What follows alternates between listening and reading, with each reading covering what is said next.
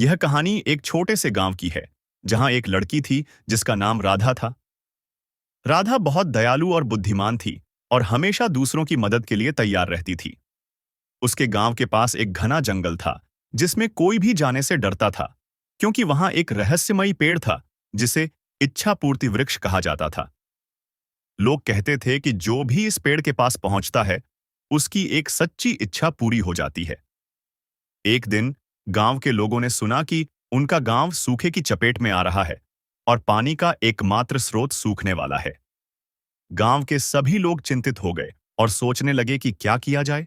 तभी राधा ने हिम्मत की और सबके सामने कहा, मैं उस रहस्यमयी पेड़ के पास जाऊंगी और उससे गांव के लिए पानी की प्रार्थना करूंगी। राधा ने अकेले ही जंगल की ओर कदम बढ़ा दिए। रास्ते में उसे कई चुनौतियों का सामना करना पड़ा। कांटों से भरी झाड़ियां, घने पेड़ और डरावनी आवाजें। लेकिन राधा बिना रुके अपनी हिम्मत और विश्वास के साथ आगे बढ़ती रही। आखिरकार वह उस वृक्ष के पास पहुंच गई।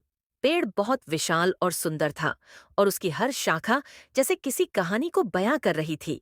राधा ने पेड़ के पास जाकर अपनी आंखें बंद कीं और दिल से प्रार्थना की, हे इच्छा पूर्ति वृक्ष, मेरे गांव को पानी मिल जाए ताकि लोग खुशहाल जीवन जी सकें।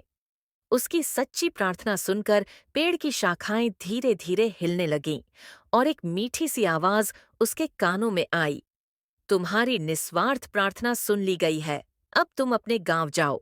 राधा ने गांव लौटकर देखा कि वहां एक नई जलधारा बहने लगी है, जिससे गांव के लोग खुशियां मनाने लगे। सभी ने राधा की बहादुरी और निस्वार्थता की सराहना की और उसे आदर के साथ सर आंखों पर बैठाया। इस तरह राधा की सच्चाई और दयालुता ने उसके गांव को नई उम्मीद और जीवन दिया।